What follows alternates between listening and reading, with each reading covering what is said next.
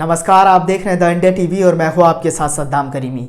गुजरात विधानसभा चुनाव का डुगडुगी बजने को तैयार है। हर कोई राजनीतिक दल अपना चुनाव प्रचार में जुट गए हैं, लेकिन राजधानी दिल्ली छोड़कर अरविंद केजरीवाल अगर गुजरात के गलियों में घूम रहे हैं तो इसका मतलब साफ है। लोग यही कयास लगा रहे हैं कि अब भारतीय जनता पार्टी को अरविंद केजरीवाल ने अपने निशाने पर ले लिया है, क्योंकि जिस तरह से गुजरात में ये अपना एक अलग एजेंडा तैयार कर चुनाव प्रचार कर रहे हैं, इनका मतलब साफ है कि अब भारतीय जनता पार्टी को हराने की मकसद तैयार कर लिया है। दरअसल इस बात का जिक्र इसलिए भी जरूरी है क्योंकि अरविंद केजरीवाल जिस तरह से अस्पताल और स्कूल को लेकर गुजरात में पहुंचे हैं, और उसका मतलब साफ तौर पर यही है कि जो उत्तर प्रदेश की राजनीति था और दिल्ली की राजनीति, बिहार की राजनीति और राजस्थान की राजनीति, पंजाब की राजनीति, वो बिल्कुल इतर होके वो देखते हैं। हालांकि पंजाब में उन्हें कामयाबी मिली और असदुद्दीन ओवैसी साहब वहां पर चुनाव नहीं लड़े।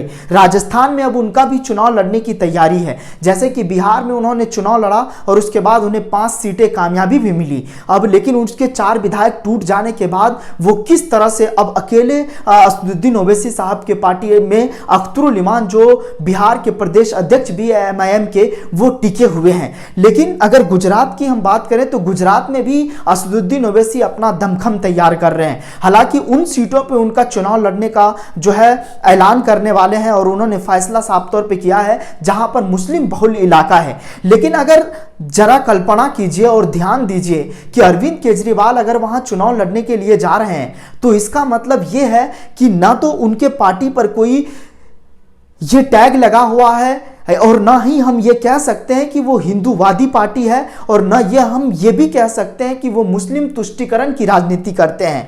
अब जरा कल्पना कीजिए कि अरविंद केजरीवाल न 370 पे बोलते हुए नजर आते हैं, न बिल्किस बानो पर बोलते हैं, न ट्रिपल तलाक पर बोलते हैं, और न ही जब एनआरसी सीए हुआ था न उस पर बोलते हुए नजर आते हैं। तो जाहिर है कि जिस तरह से वो अपना एक पार्टी को एक अलग जो है किस तरह से अलग रखना चाहते हैं, लेकिन लोग समझदार हैं, इस बात को वो समझ रहे हैं कि किस तरह से जो गुजरात में विधानसभा चुनाव होने के लिए जा रहा है, अगले साल जो विधानसभा चुनाव होंगे, उसका मतलब ये है कि वहां पर लोग अब शिक्षा व्यवस्था और सही काम को लेकर वोट करेंगे।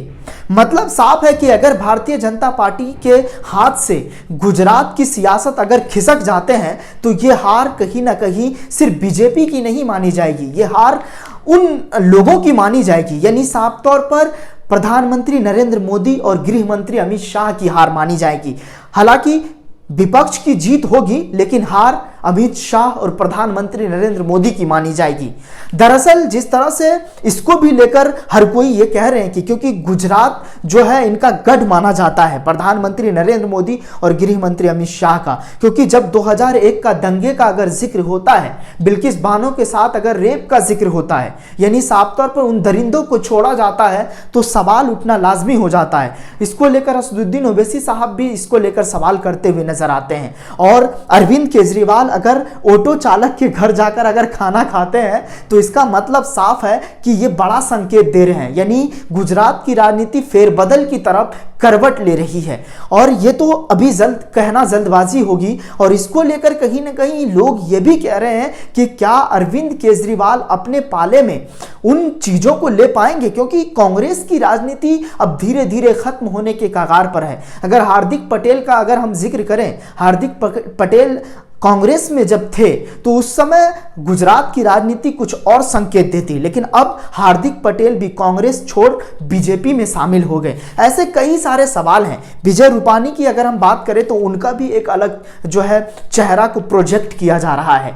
तो ये कहीं ना कहीं बड़ा सवाल है, और गुजरात की सियासत किस और करवट लेती है इसको लेकर हर कोई जानना चाह रहे हैं। लेकिन एक बात तो साफ है कि अगर अरविंद केजरीवाल, और जैसे कि सूत्रों के हवाले से जो खबरें आ रही है, हमने इससे पहले भी एक रिपोर्ट दिखाई थी आपको कि किस तरह से असदुद्दीन ओवैसी साहब वहां पर चुनाव प्रचार कर रहे हैं, मुस्लिम वोट को खींचने की तैयारी वो भी कर रहे हैं। मुस्लिम के जो मूलभूत मुद्दे होते हैं, चाहे उनकी हक हिस्सेदारी की बात होती है, उस पर कहीं ना कहीं सिर्फ असदुद्दीन ओवैसी साहब बोलते हुए नजर आते हैं। जैसा कि हमने पहले जिक्र किया कि अरविंद केजरीवाल उन मुद्दों से बचते हैं, हमेशा अयोध्या के मुद्दे पर वो बोलते हुए नजर नहीं आते हैं, चाहे मथुरा का जिक्र होता है वो बोलते हुए नजर नहीं आते हैं। तो इनका मतलब साफ है कि ना तो उनके पार्टी को आप हिंदूवादी पार्टी कह सकते हैं और ना ही मुस्लिम तुष्टीकरण की राजनीति करते हुए आम आदमी पार्टी नजर आते हैं, ना ये भी कह सकते हैं। लेकिन अगर उन चीज़ों को हम टटोलेंगे और यकीनन इस बात को लेकर अगर हम इतिहास के उस अतीत पन्ने को पलटते हैं तो साफ है और इस बात को लेकर साफ पता चलता है कि जो गुजरात की सियासत है, क्योंकि भारतीय जनता पार्टी एक समुदाय को कहीं ना कहीं एक हाशिए पे छोड़ देते हैं और वो समुदाय कभी भारतीय जनता पार्टी के साथ खड़ा नहीं हो सकते हैं और वो वोट कहीं ना कहीं कांग्रेस में जाती रही है। अब कांग्रेस छोड़ अरविंद केजरीवाल ये सोचते हुए नजर आ रहे हैं कि अब उनके पाले में वो वोट आ जाएंगे। बहरहाल जिस तरह से अरविंद केजरीवाल और असदुद्दीन ओवैसी साहब मिलकर अगर वहां चुनाव लड़ते हैं गुजरात में तो उसका परिणाम भी कुछ और होगा। लिहाजा बीजेपी को लगने लगा है कि गुजरात कहीं वाटर लूप न हो जाए और 2024 का लोकसभा चुनाव दूर का कोठी न हो जाए। आप इस मुद्दे को लेकर क्या सोच रहे हैं, आपकी क्या प्रतिक्रिया है, आप हमें कमेंट बॉक्स में ज़रूर बताएं। आपके कमेंट का स्वागत किया जाएगा। फिलहाल इस रिपोर्ट में बस इतना ही।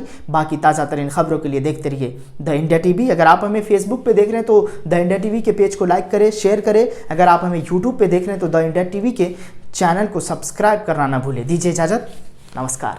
चैनल को लाइक, शेयर एंड सब्सक्राइब करें और बेल आइकन दबाना ना भूलें।